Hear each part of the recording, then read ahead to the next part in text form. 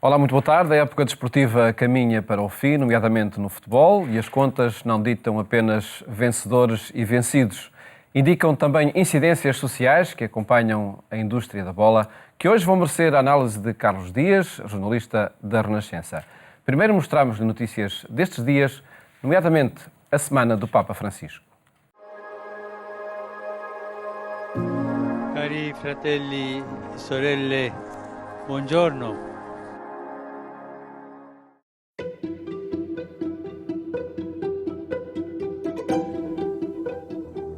Foi em clima de festa que começou a audiência pública semanal, quando Francisco deu boleia no Papamóvel a 8 menores migrantes que chegaram à Itália vindos da Líbia. O dia continua com a evocação do 13 de maio e do atentado que em 1981 quase tirou a vida a São João Paulo II. Il 13 maggio è il giorno che ricorda la sua prima apparizione, il quale coincide con quello dell'attentato alla vita di San Giovanni Paolo II. Ricordiamo la sua affermazione: in tutto ciò che è accaduto ho visto una particolare protezione materna di Maria. Gli uomini recitino il rosario e facciano penitenza per i peccati. Ascoltiamo questa raccomandazione chiedendo a Maria la sua materna protezione, il dono della conversione, lo spirito di penitenza e la pace per il mondo intero. Cuore Immacolato di Maria, prega per noi.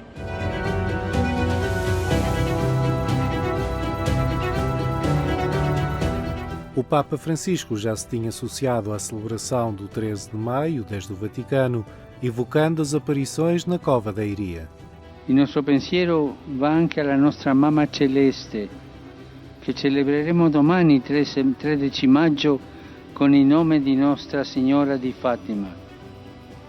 A lei ci affidiamo per proseguire con gioia e generosità il nostro cammino.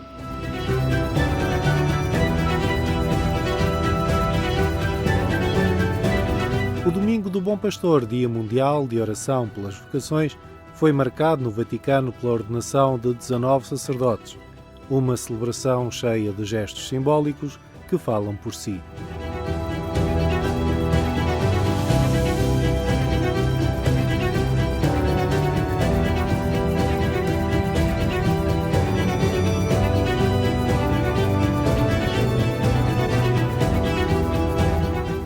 Francisco encontrou-se com mais de 800 religiosas da União Internacional das Superioras Gerais. Em cima da mesa, as medidas de combate aos abusos sexuais que exigem tempo e atenção de todos. L'abuso delle religiose è un problema serio, è un problema grave. Io sono cosciente, anche qui a Roma, sono cosciente dei problemi, delle informazioni che vengono e anche non solo l'abuso sessuale della religiosa, che l'abuso di potere, l'abuso di coscienza. Dobbiamo lottare contro questo.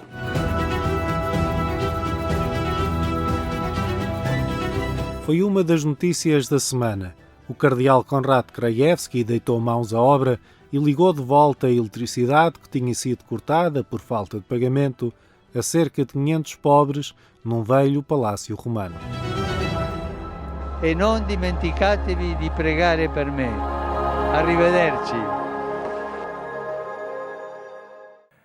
Neste programa queremos falar-lhe também de uma fundação em Timor-Leste, o Mosteiro de Vida Contemplativa, que está a nascer por iniciativa das Irmãs Clarissas de Montreal, onde estão 3 timorenses em formação.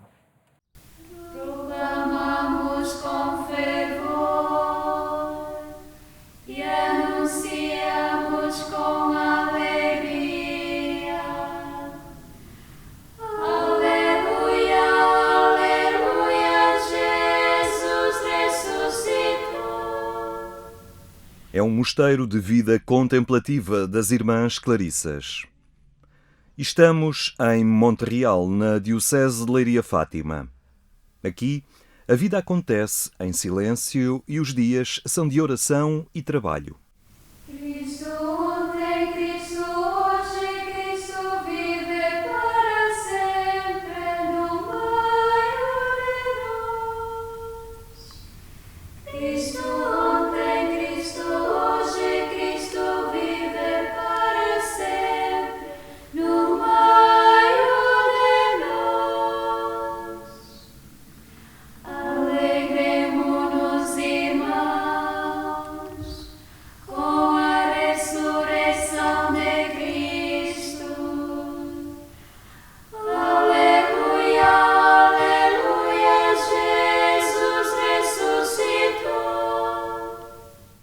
o centro de um cotidiano de clausura, está neste ambiente na adoração eucarística. Do outro lado do mundo, há um outro mosteiro com uma arquitetura parecida. Foi fundado em Timor-Leste, na resposta missionária dada pelas Irmãs Clarissas de Portugal a um apelo que chegou do país do sol nascente. Chegou-nos o apelo de Timor. Muitos nos tinham chegado de Moçambique, de Angola, do Brasil, do Alentejo, mas nós não. Neste Timor foi uma coisa assim muito incisiva. A Igreja precisa de vós, a Igreja espera-vos, a Igreja, se não vierdes, faltais à vossa vocação. E a resposta começou a acontecer a partir de 2011.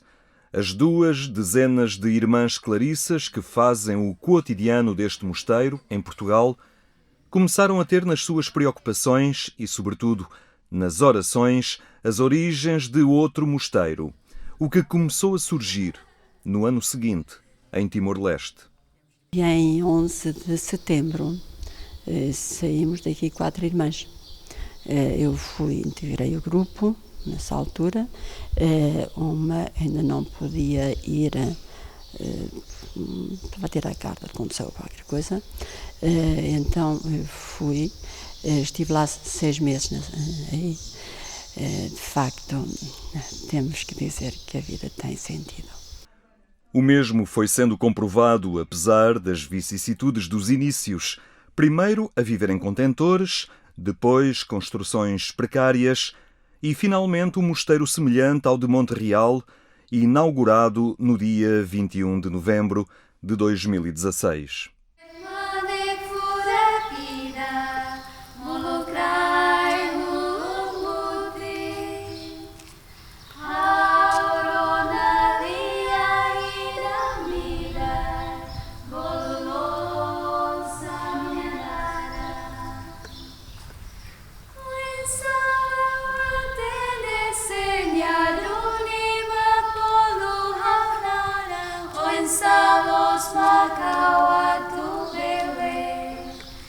Os sons e os rostos de Timor estão agora também em Montreal, sinal do crescimento da comunidade que está na fronteira com o território indonésio da ilha.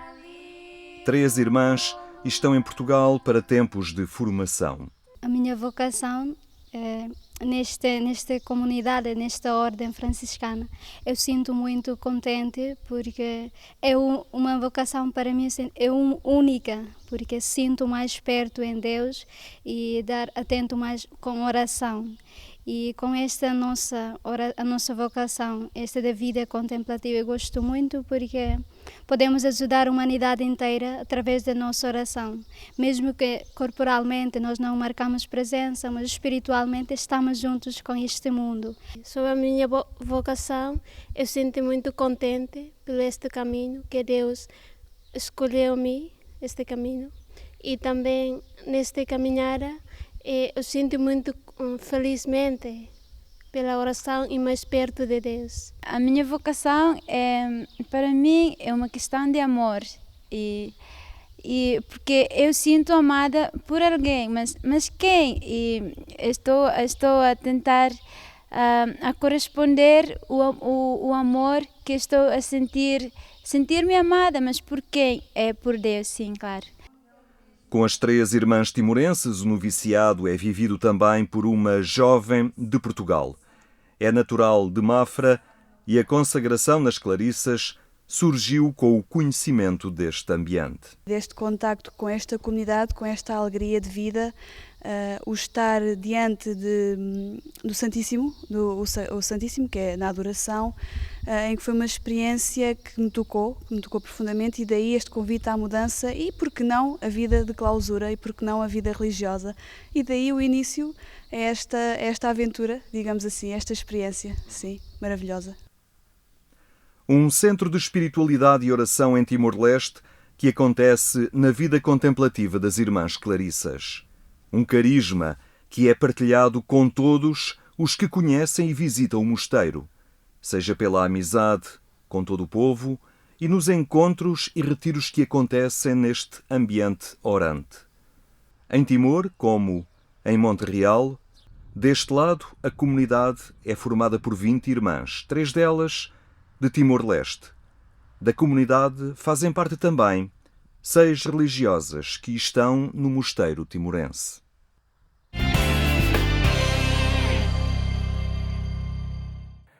No portal da Agência Eclésia acompanhe estas e outras notícias que atualizamos permanentemente. Falámos-lhe agora de futebol, por ocasião do fim da época. O jornalista de desporto Carlos Dias é o convidado do programa Eclésia. Cumprimento, boa tarde. Boa tarde. Obrigado, Carlos, por estares connosco.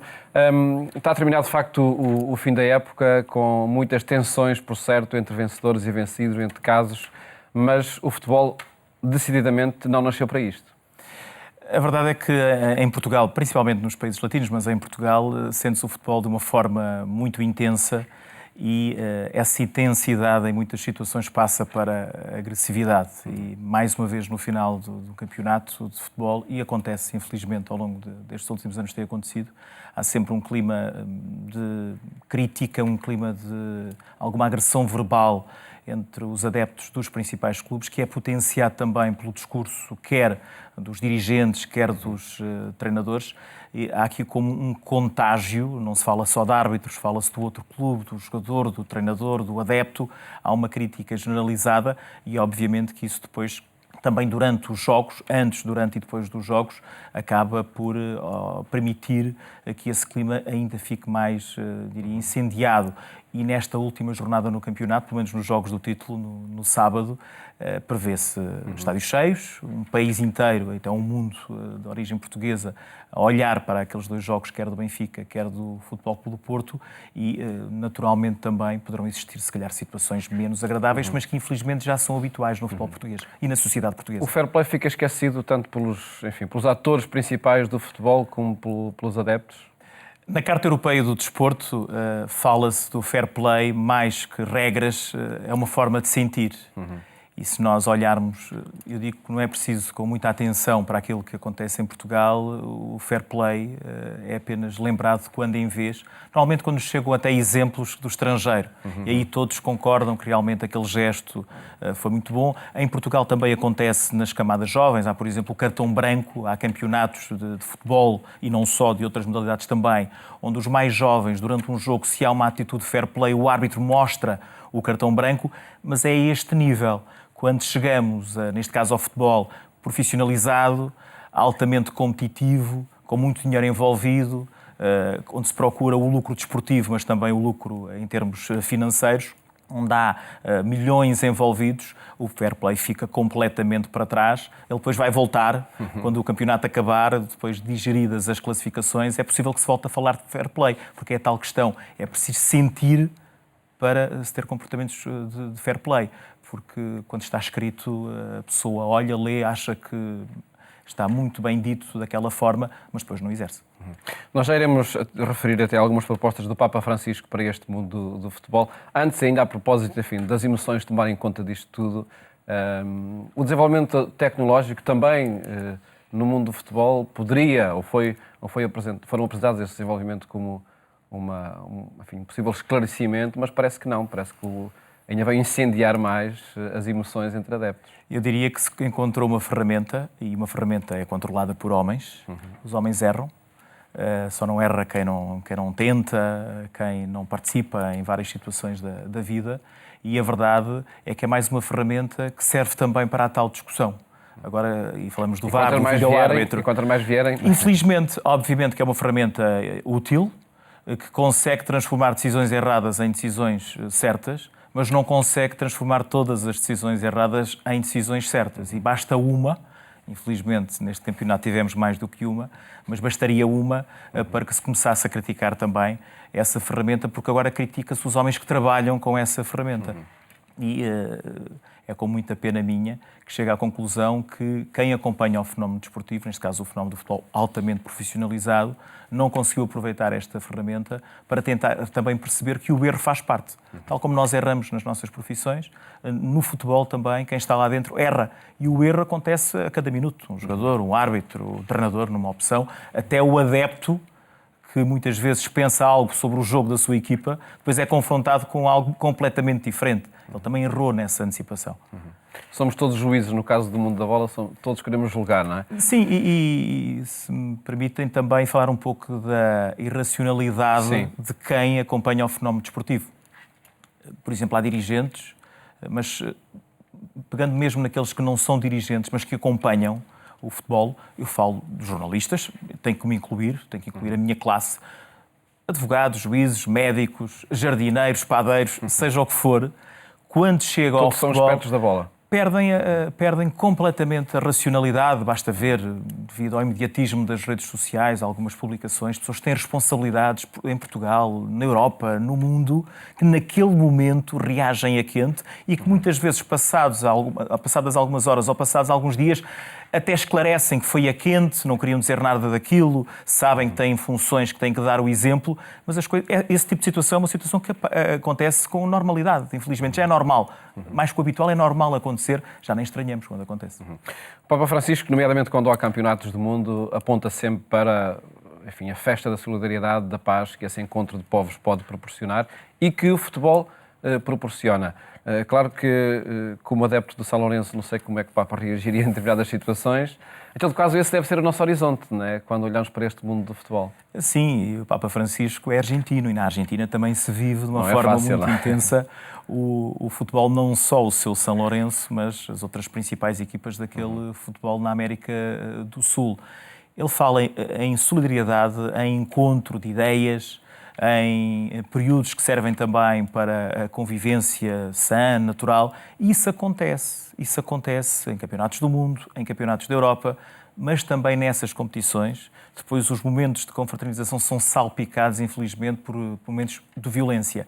A nível nacional, há momentos, há episódios onde, por exemplo, conseguimos olhar para a bancada de um estádio, e falo dos principais estádios, encontro entre os grandes, Benfica, Porto e Sporting, lá se descobre, no meio de adeptos de um clube, uma camisola do outro, porque há um familiar que acompanha, um casal em que um é do Benfica, o outro é do Sporting, um é do Porto, Benfica, Porto, Sporting, como quiserem, mas a verdade é que são exceções. Inclusive, nestes últimos tempos, neste campeonato e já no campeonato transato, para evitar a violência, no fundo é isso que estamos a falar. Há pouco falávamos do fair play, da falta de fair play, é de violência, de atos gratuitos de violência.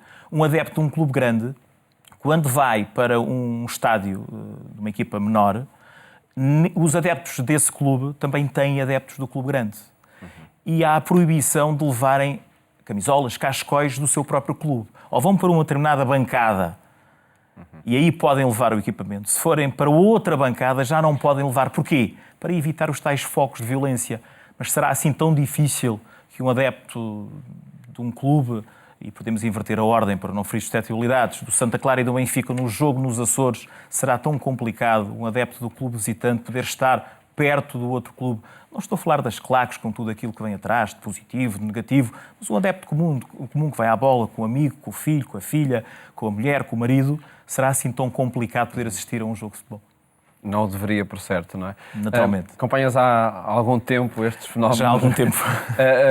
E podemos, enfim, de que forma é que nós podemos esperar que, de facto, o desporto, nomeadamente o futebol, seja o que ele tem de autêntico ou é uma batalha perdida, definitivamente? Penso que não há batalhas perdidas. Há batalhas onde as possibilidades de vitória são escassas e esta é, sem dúvida, ao longo da minha vida e na Rádio Renascença, já me foi proporcionado, em termos profissionais, estar em cenários muito complicados, de adeptos muito fervorosos, de outro tipo de enquadramento social. Na Turquia, na Grécia, por exemplo, são exemplos que nos vão chegando ao longo dos anos sobre situações muito difíceis. Já passei também por essas situações, comparando Portugal com esses universos.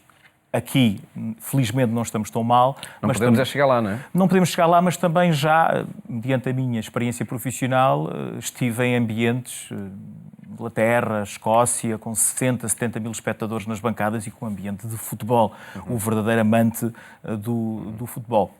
Parece-me, em todo o caso, que esta nova, mas pelo menos mais recente sociedade das redes sociais, do imediatismo, em que as pessoas são levadas a emitir opinião, em que fica bem escrever qualquer coisa, dizer qualquer coisa, querer antecipar uma notícia que nem seja sobre o que se está a passar ao lado, algo que não é nada nacional nem regional, nem sequer local, leva a que as pessoas depois também se sintam, na emissão de opiniões, cada vez mais tentadas a ir mais longe. E isso permite o choque. E depois daí, quando passamos para a realidade do dia-a-dia, do contacto num campo de futebol e não só, acontecem situações bem desagradáveis. É uma guerra muito difícil e que penso que todos os agentes, não só do futebol, deveriam refletir rapidamente, porque temo que só quando acontecer realmente algo de muito grave, depois aí é que as pessoas vão refletir e tomar medidas, mas medidas concretas e execuíveis. Porque tomar medidas depois na prática não são nem cumpridas, nem depois também não há penalizações de quem regula e às vezes não tem também as ferramentas necessárias para isso, também não serve para nada, só para perder tempo. Claro. Esperemos de facto que não cheguemos a esses cenários mais dramáticos e que o futebol se salve por si, pelo que ele tem de tão nobre e de tão belo. Carlos Dias, muito obrigado por ter estado aqui no programa Eclésia, neste contexto de fim de época desportiva. Mais logo siga a nossa edição na rádio, na Antena 1, quando forem 22h45. Votos de uma ótima tarde. Até amanhã, se Deus quiser.